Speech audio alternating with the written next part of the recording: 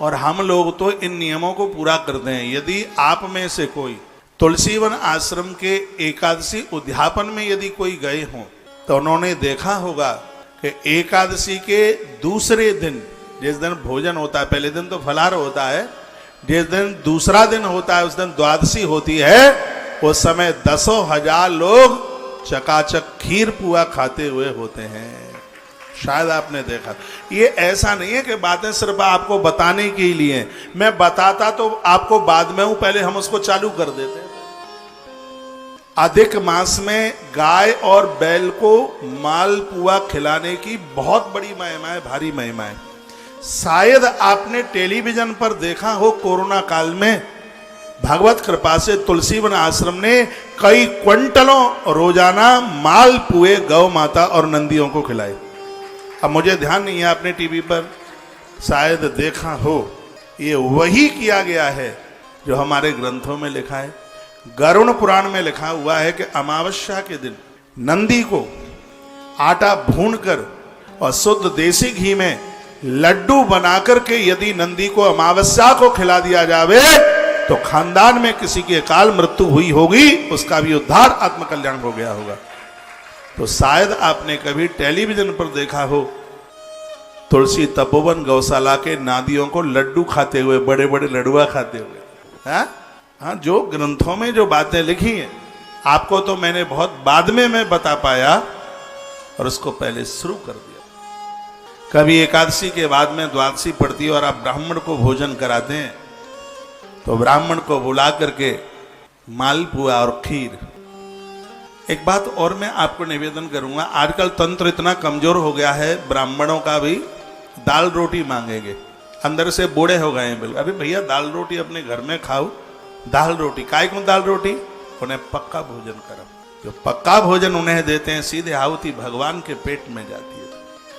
जिस प्रकार से यज्ञ घी के बिना कोई महिमा नहीं है, यज्ञ घी के बिना, बिच्छू डंक बिना, मोर पंछी पंख बिना, आरती शंख बिना, और ब्राह्मण का भोजन घी के बिना व्यर्थ है, बेकार है, कुछ नहीं। मीठे के बिना, उसको मीठा घृत के पकवान, उसको वो दाल रोटी मांगते हैं, भात मांगते हैं, उन्हें पूड़ी खिलाइए। कल जब हमारे ब्राह्मण देवता आपके आंगन में बैठ करके पूड़ियां खा रहे थे, मुझे यही बात याद आ रही। उनको भात चावल रोटी नहीं, ब्राह्मण देव आए, गुरु लोग आए, गुरुजन आए, उनको पकवान बना करके ये आहुतियां सीधे भगवत उदर में जाकर के पहुंचती है। एक बार जयकारा लगाइए बोल भक्त वत्सल भगवान की जय हो। एक बात मैंने लिखाई है, इसको लिख लीजिए। बैसाख के महीने में खीर और मालपुआ, सालराम भगवान को शंख के पास में रखकर ये शंख का भोग लगता है। शंख में कौन कौन से देवता बैठे हैं, उसके अग्रभाग में क्या है, पीछे में क्या है, जहाँ पानी भरा है वहां क्या है, आज की कथा छोड़ मत देना। वो बातें हैं आज के चरित्र में जो आपने सुनी नहीं होगी। तो वर्णन किया गया, कहा गया, वैशाखे पूजते देवो माधवो मधुहा तो यही नानोपचारे राजेंद्र तम प्राप्तम जन्मन फलम। उन लोगों का जीवन सफल हो जाता है, उन्होंने सब कुछ प्राप्त कर लिया है मनुष्य जीवन धारण करके, जिसने बैसाख महीने में भगवान नारायण की पूजा कर ली, गोविंद माधव की पूजा कर ली।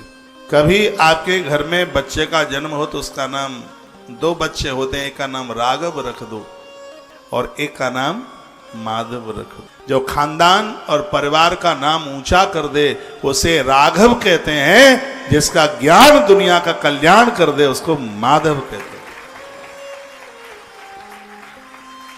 राम श्याम बच्चों के नाम ईश्वर से जुड़े होने चाहिए। माधव का अर्थ होता है जिसके पास ज्ञान का भंडार है, माधव। राघव का अर्थ होता है जो सबके हृदय में रमण करता है, सबके हृदय में जगह बना लेता है, दुश्मन भी उसका अपना हो जाता है, राघव।